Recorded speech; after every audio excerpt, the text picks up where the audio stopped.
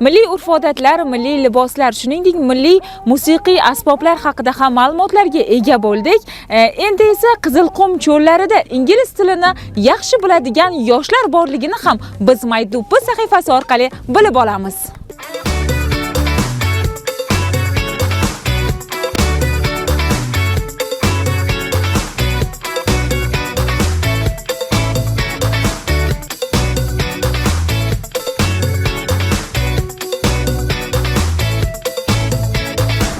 Right now, we are in the middle of the desert.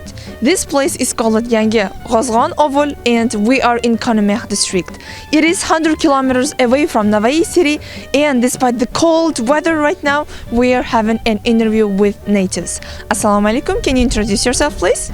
Yes, I'm Razbekova Bayan. I'm a teacher, and as you see, I live in this village, and this village situated in Quramiz district, and I love my village, of course.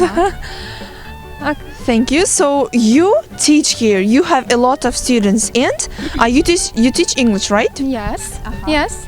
So what do you like about teaching in this district?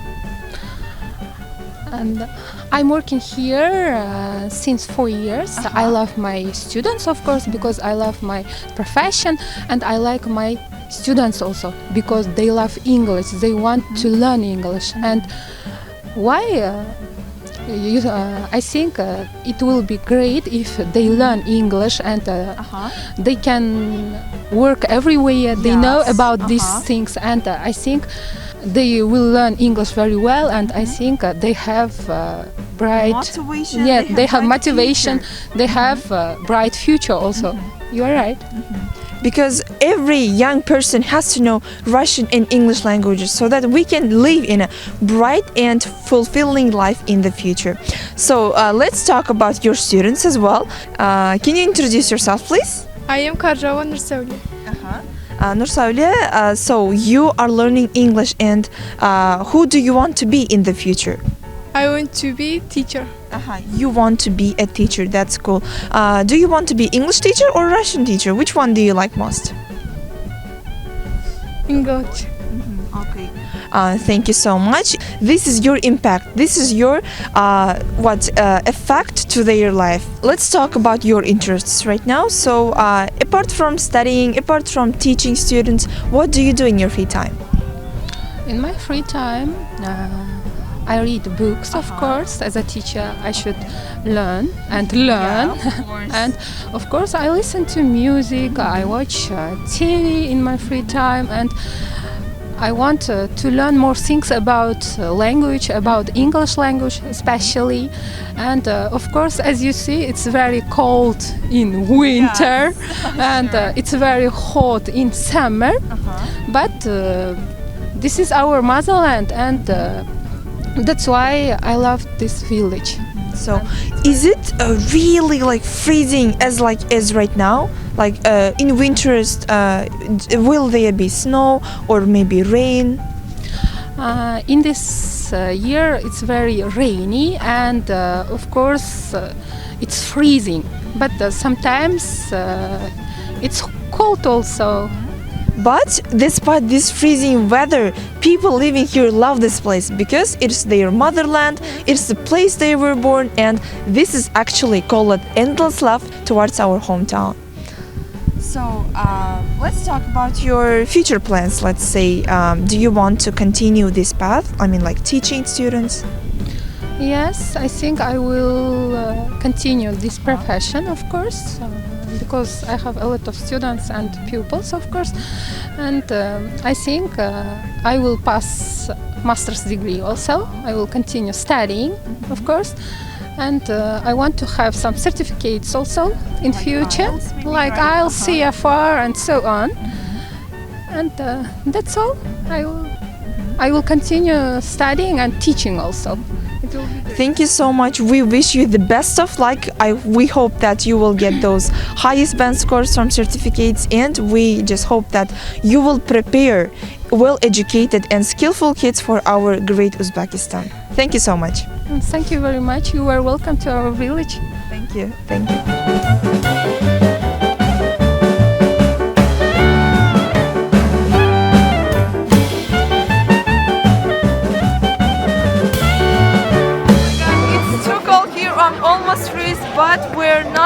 stop because right now we can see the enthusiasm of people living here. As you saw, people living here know English, Russian languages, but also they are busy with sport as well. Look at them. They are doing boxing and they are busy. They are not doing some bad things, and this is the bad thing that might happen. And right there, they have little yards. These are called small places that they live. Right now we're gonna visit them, and here we have the cultural center. A lot of things are happening, so please don't go away because it's gonna be really cool.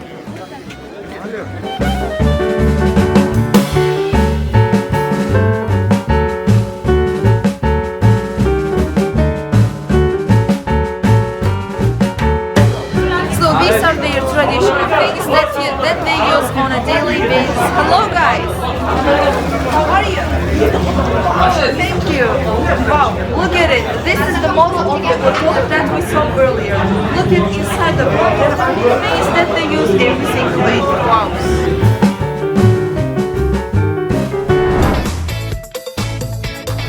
It's not secret that today in our modern society there are more and more youngsters who want to study abroad. Obviously, in this way, you will come across with various difficulties. That's why today we invited special guest who has been living and working in the United States of America for 7 years and studied at South Dakota University. Hello Nargiza, how are you doing? I'm good. How are you? I'm good as well. So that's really wonderful to see you in our studio. Likewise, thank you. Thank you for coming. And so first, let's talk about your decision about studying abroad, in America. How this idea came from and how your parents reacted to this. I'm a very ambitious person and I really wanted to know English. And from multiple sources, I realized that to speak English freely, to be able to be a natural speaker, I have to be in the environment.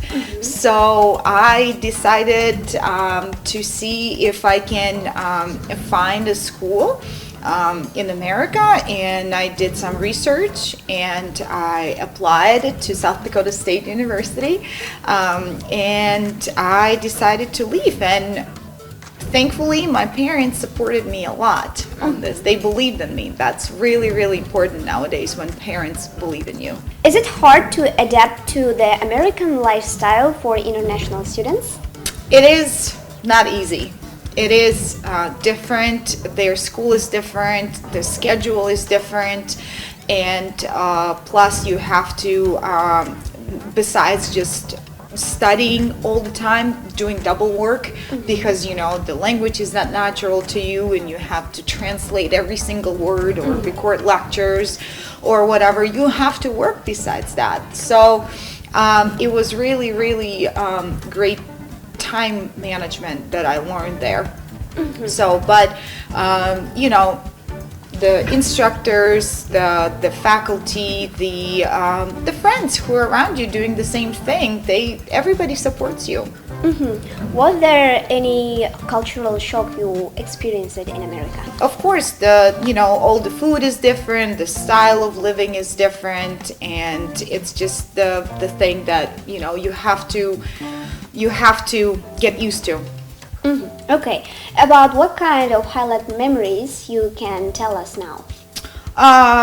Well, I didn't do a lot of traveling because I had to study, and pay for my own tuition. But I have some pictures that are here on the screen that we can talk about.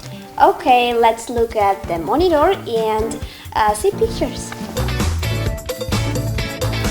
So this is a very big celebration. It's exclusively in my university.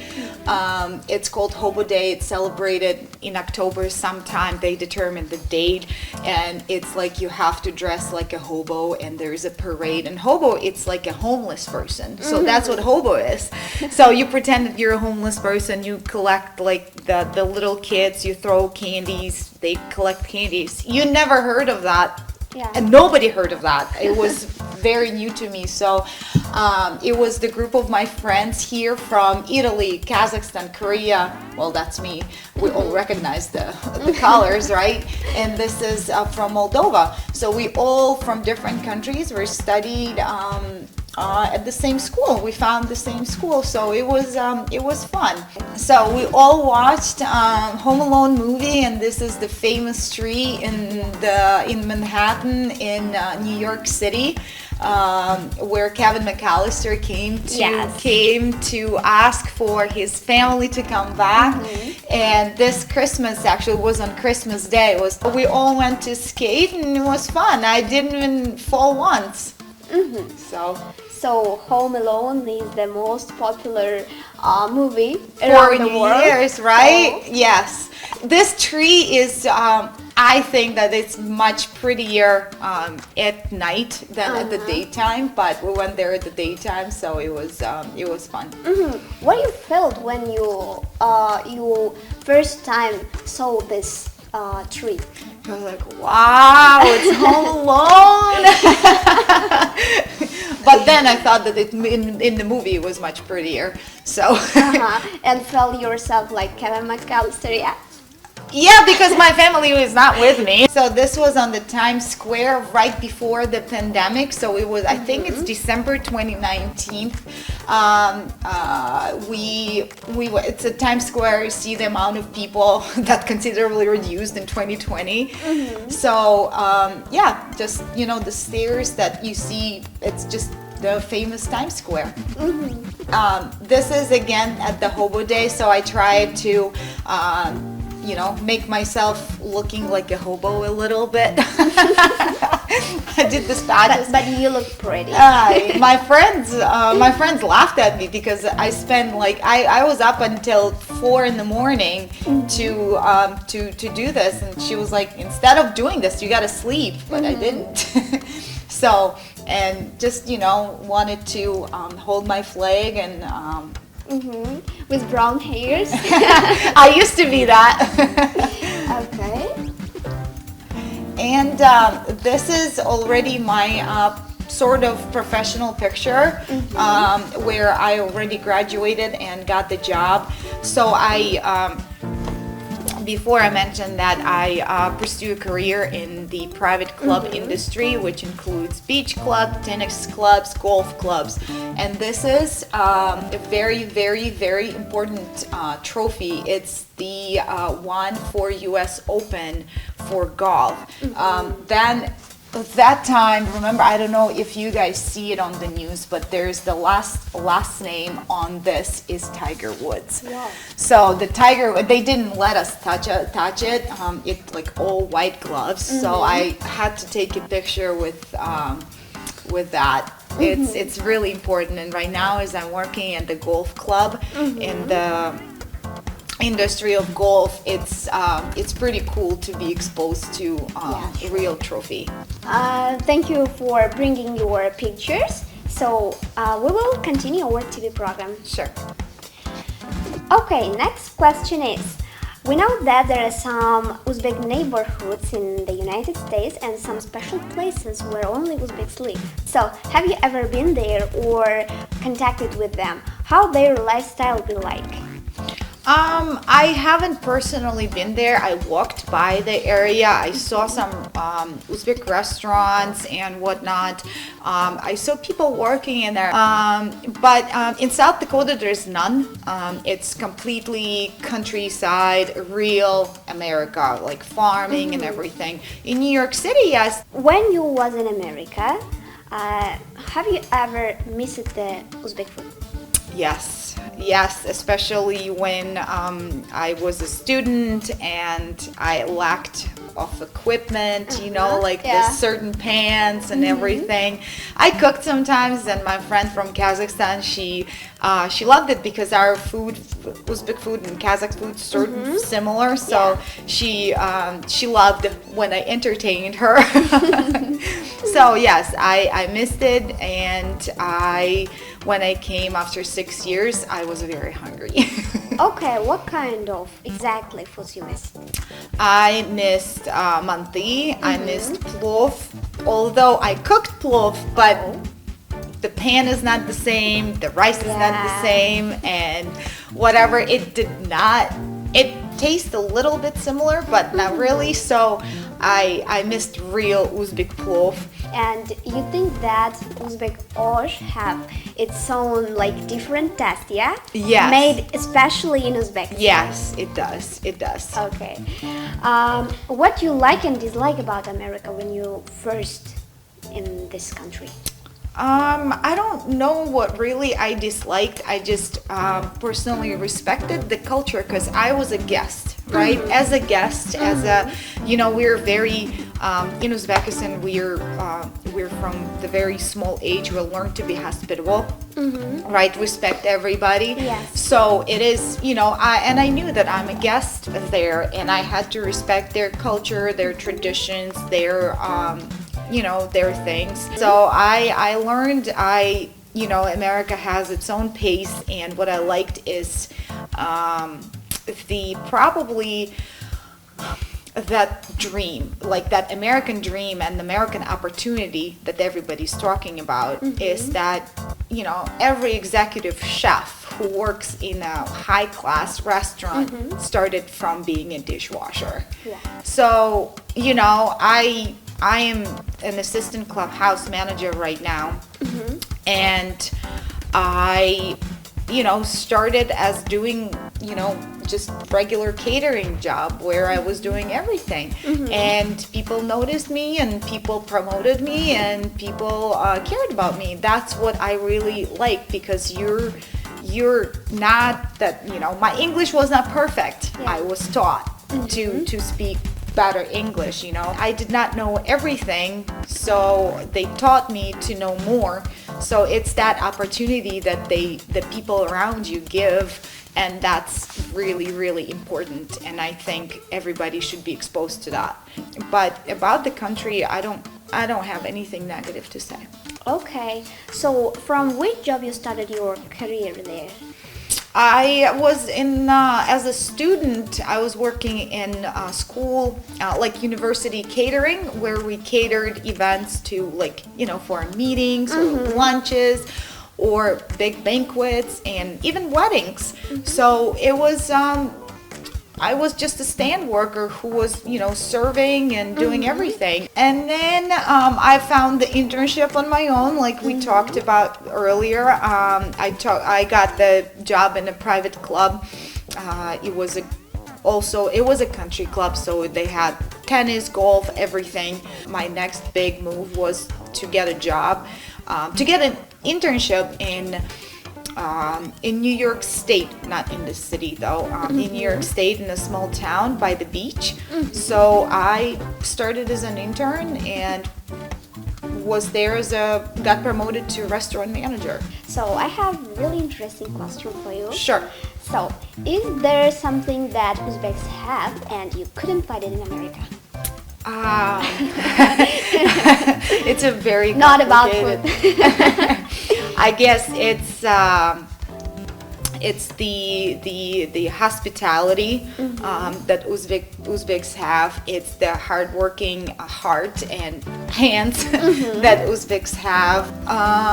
The hospitality that comes from the heart, and Uzbek people are very hardworking people. And what about American people? They're not like that? They're different. They're different. It's just every single person who come to America who was not born there, we don't think that we're privileged. We have to work hard for everything, and Americans don't think that it's the big deal. Makes sense? So, because I had to work harder, work more hours or whatever to prove that I'm worth something, versus Americans who already know the language. They can get into university easier. They're surprised. They're very, very, very, very surprised to know, why do you guys do this? We just want it, yeah? Yeah. We want to see the other side of the world. Okay, Nargiza, thank you for coming. We are really grateful to having you. Wish you all the best and good luck for your next travels. Thank you so much. It was a pleasure being here, and if I helped in any way.